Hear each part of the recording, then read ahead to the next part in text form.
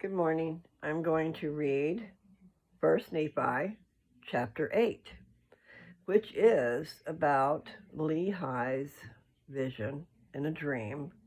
He dreamed about the tree of life, and it's pretty important, so I'm going to read it. Okay, so it's in the very first part of the Book of Mormon. I believe I know Ist Nephi is the first book in the Book of Mormon. And this is the 8th chapter. I'm not going to try to read you all of Ist Nephi and all of this. You guys are going to have to endeavor. Meaning, you can put that app on your phone and it'll read it to you. You do not have to try to figure out how to pronounce the words, because there's a lot of foreign words in there, especially the names. They're kind of crazy. But crazy to us, or crazy to me. Not to them, evidently. I do like to rhyme, and every once in a while it works out. So, okay, here's the synopsis, okay? Lehi sees a vision of the tree of life. He partakes of its fruit and desires his family to do likewise. He sees a rod of iron, a straight and narrow path, and the mist of darkness that enshroud men. Sariah, Nephi, and Sam partake of the fruit, but Laman and Lemuel refuse. This is about 600 to 592 BC. So that's the beginning. Well, that's the beginning of this record, but as you go through the record, you'll find that it covers time way back to Adam and Eve too. So can't really define it by 1,000 years, but that's basically what it is. 600 years before Christ and 400 years after. 421 to be exact. I was thinking 426 for some reason, but anyway, I know I talk too much. So here is verse 1. And it came to pass that we had gathered together all manner of seeds of every kind, both of grain of every kind, and also the seeds of fruit of every kind. And it came to pass that while my father tarried in the wilderness, he spake unto us, saying, Behold, I have dreamed a dream, or in other words, I have seen a vision. And I have too. I've done that too. Okay. And behold, because of the thing which I have seen, I have reason to rejoice in the Lord because of Nephi and also of Sam.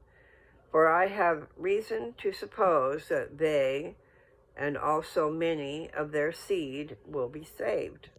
Let me get my head in here. My head in the game here. Let's see. Turn that up. But behold, Laman and Lemuel, I fear exceedingly because of you. For behold, methought I saw in my dream a dark and dreary wilderness. And it came to pass that I saw a man, and he was dressed in a white robe. And he came and stood before me.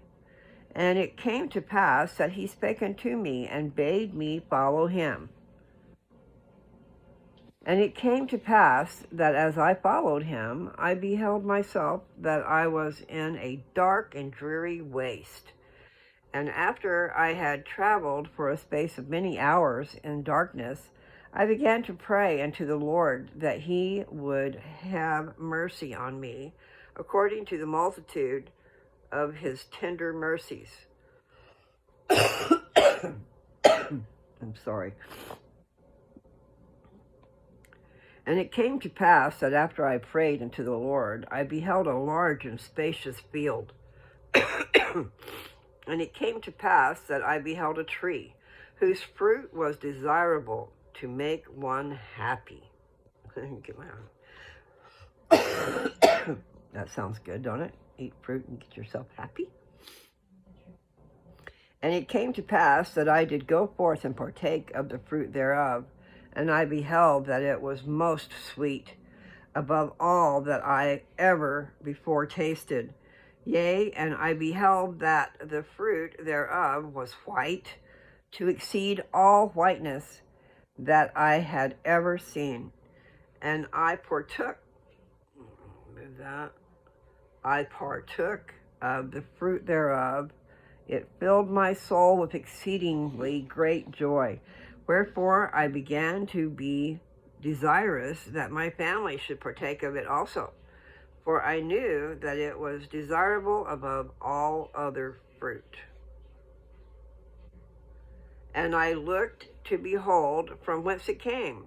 And I saw the head thereof a little way off, and at the head thereof I beheld your mother, I want to say Sarah, but it's Sariah, I guess, and Sam and Nephi, and they stood as if they knew not whither they should go. And it came to pass that I beckoned unto them, and I also did say unto them with a loud voice, that they should come unto me and partake of the fruit, which was desirable above all other fruit. And it came to pass that they did come unto me and partake of the fruit also. And it came to pass that I was desirous that Laman and Lemuel should come and partake of the fruit also. Wherefore I cast mine eyes towards the head of the river, that perhaps I might see them. And it came to pass that I saw them, but they would not come unto me and partake of the fruit. And I beheld a rod of iron, and it extended along the bank of the river, and led to the tree by which I stood. And I also beheld a straight and narrow path, which came along by the rod of iron, even to the tree by which I stood. And it also led by the head of the fountain unto a large and spacious field, as if it had been a world. I'm sorry, I can't hold it up. I'll have to tip it, I guess. Bring it down there. Okay. I'm going to go ahead and read that verse again, because I know I got us off the path. Okay. And I also beheld a straight and narrow path, which came along by the rod of iron, even to the tree by which I stood. And it also led by the head of the fountain unto a large and spacious field, as if it had been a world. Kind of like what I just said about America. Large and spacious field. Just a field left, okay? Anyway, that's not what they're saying. I just had to add that. And it came to pass that they did come forth and commence in the path which led to the tree. And it came to pass that there arose a mist of darkness, yea, even an exceedingly great mist of darkness, insomuch that they who had commenced in the path did lose their way, that they wandered off and were lost.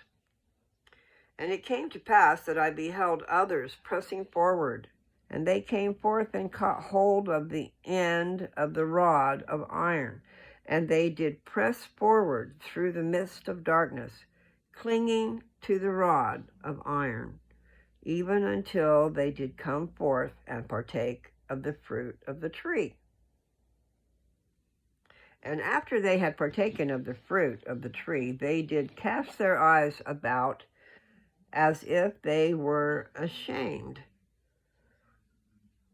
And I also cast my eyes round about, and beheld on the other side of the river of water a great and spacious building, and it stood as it were in the air, high above the earth.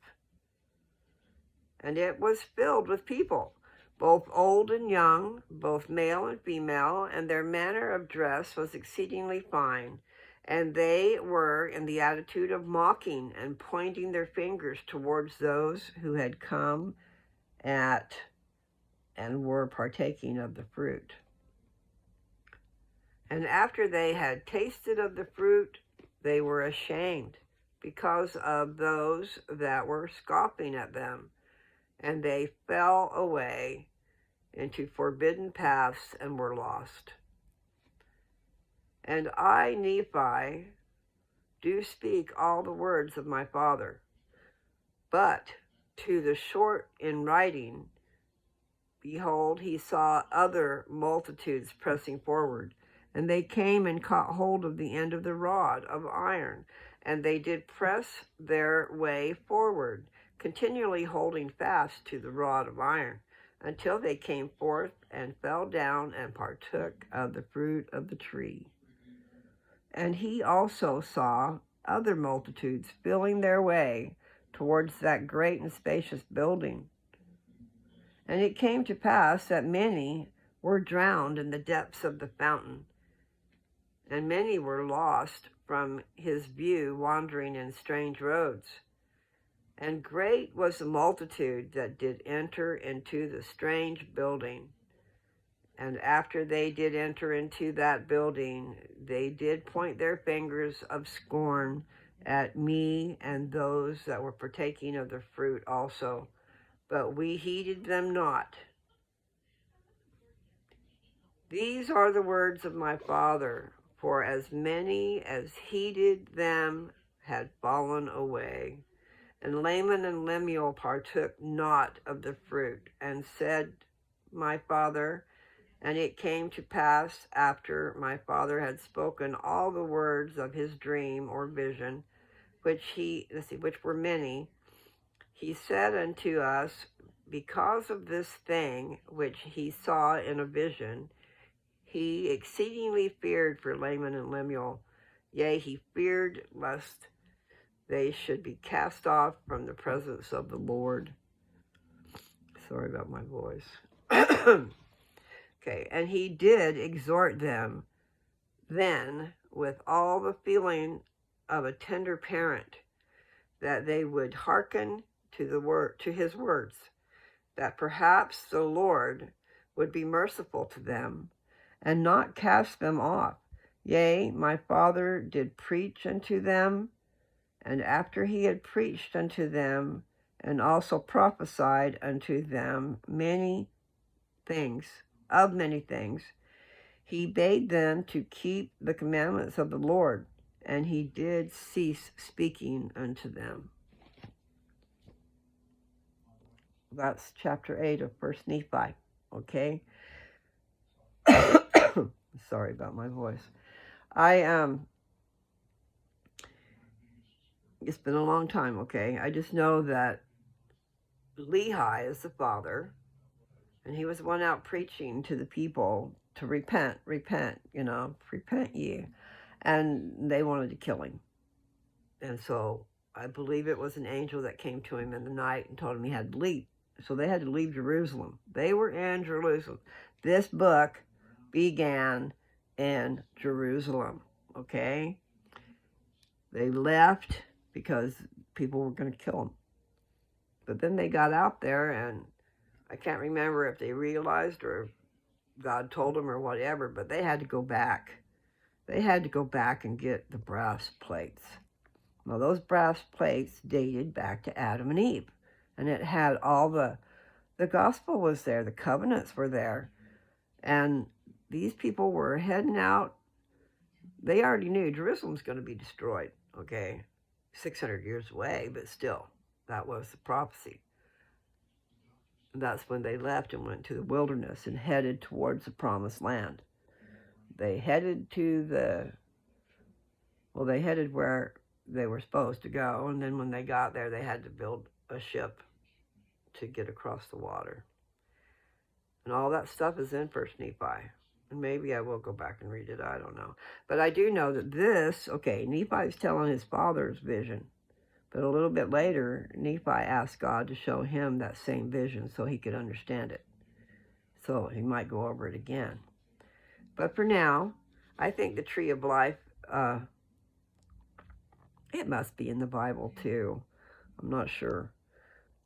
But it would stand to reason. All those things that are great will be in both books. Unless someone took them out or screwed with them, okay? The Book of Mormon came to pass. I'm using their words. I do that a lot. But nevertheless, the Book of Mormon was a bunch of records from the beginning of time that was all condensed into a smaller book, because we could not have a book that would cover everything. But the Book of Mormon has many purposes. One is to give us the covenants of God, the true, plain and simple truth. It's plain and simple. It doesn't have to be complicated. Love the Lord. Love yourself.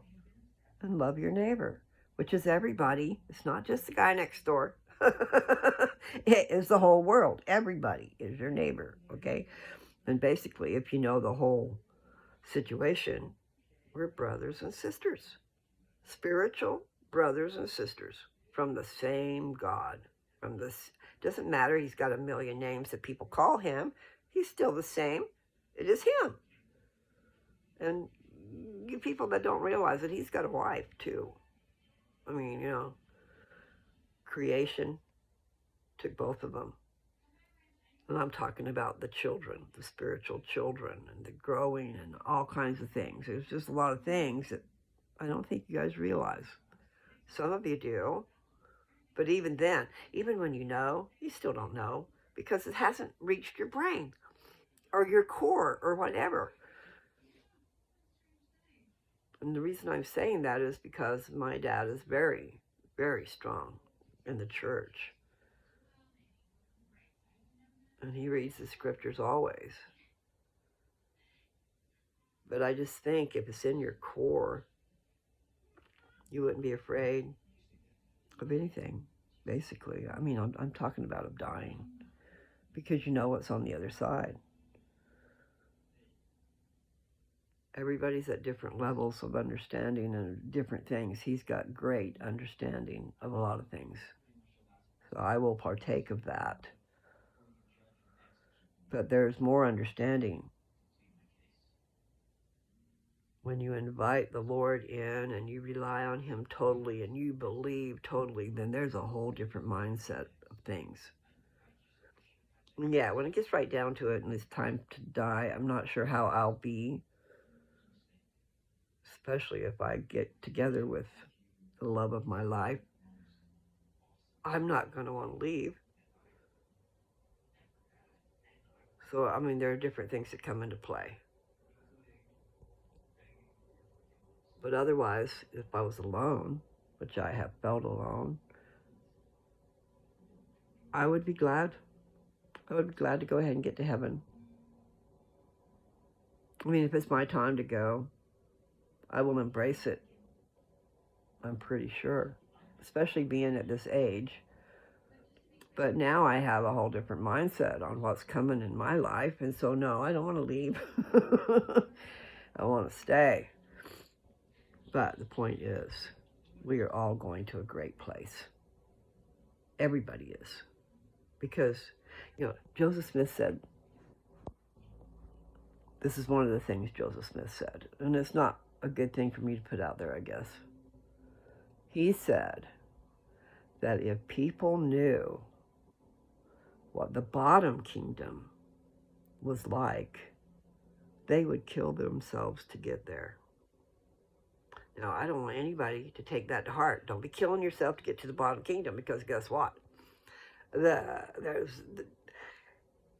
Just think how beautiful that place is, and then compare it to what maybe the terrestrial kingdom is like, and then the celestial kingdom. Oh my God! And the world is your oyster. I mean, there's a lot of things, like here's one thing that just came into my head.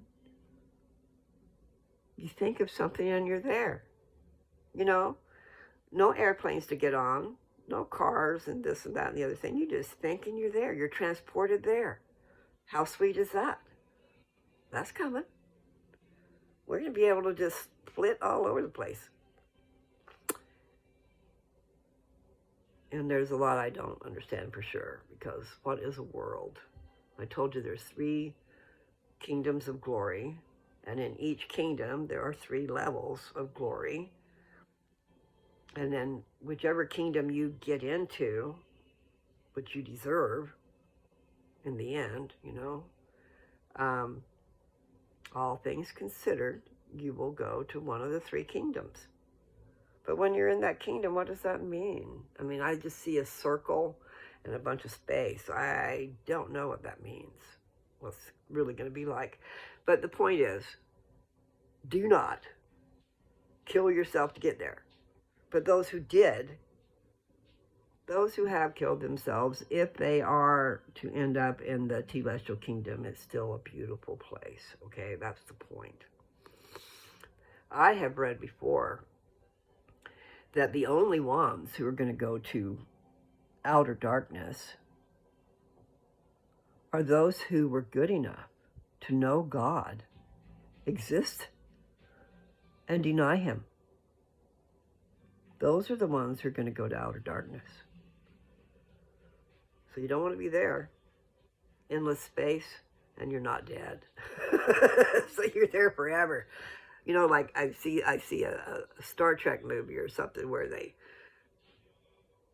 they opened up a chamber and the bad guys went out into space to just exist, floating around with nothing going on. Anyway, I know I'm rambling, so I probably should stop. I just want you to know that everything I read in this Book of Mormon is real, okay? And you can learn from it. It is there for you to learn. And you should endeavor to take it in. And since you have the app, if you put the app on, you can follow along as it's reading it to you if you want it to read to you. You don't have to have it read to you, but it is neat. I'm going to turn this thing around and let you see. Let me see if you can see. That's what I've been reading, okay? So it was 38 verses. And there's highlighted words. Okay, that's enough of that.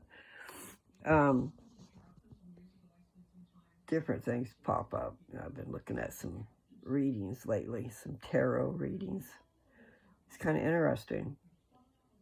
So, you know, I know a lot of us want to be scared of that too. I just don't know. It sounded pretty interesting to me. Nevertheless, okay.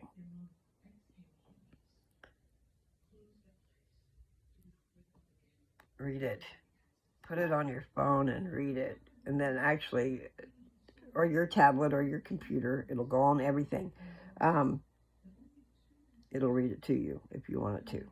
There's the headphones down at the bottom right-hand side when you first start the chapter. Once you start the chapter and you haven't turned it on, that disappears, okay? So if you want the headphones, you have to go back to the beginning of the chapter. Scroll, and then it'll pop up.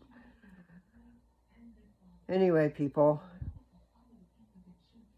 I love you. Just trying to share with you. And like a friend of mine said, you are now immortalized. So as long as YouTube exists, I'm out there. And I'm counting on that, so don't let YouTube go away. I just want to put everything out there, and then you guys are on your own down the road piece. Right now, you got me. Right now, you can talk to me. Right now, there's nobody talking to me, so you got a space. You know what I'm saying? Instead of being one of, say, 100, which I'll never get to all those things.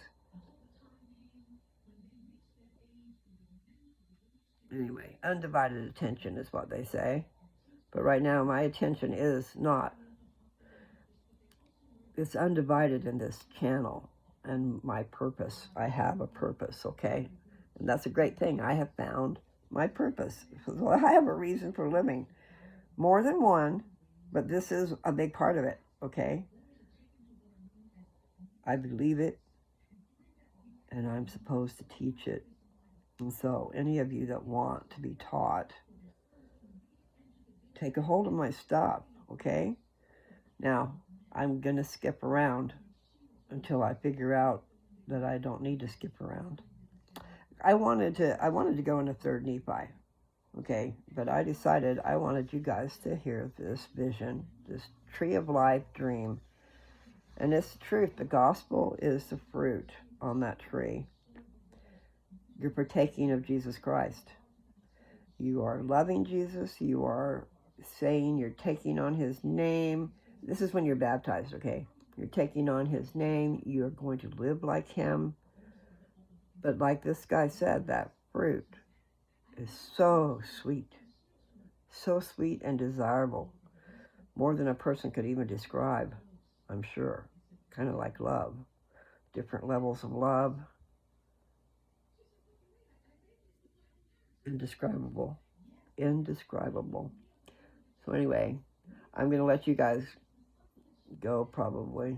I don't like to. I just saw I have 25 minutes, so I could actually go for 5 more. However, I know all you're really wanting to do is read the scripture, right?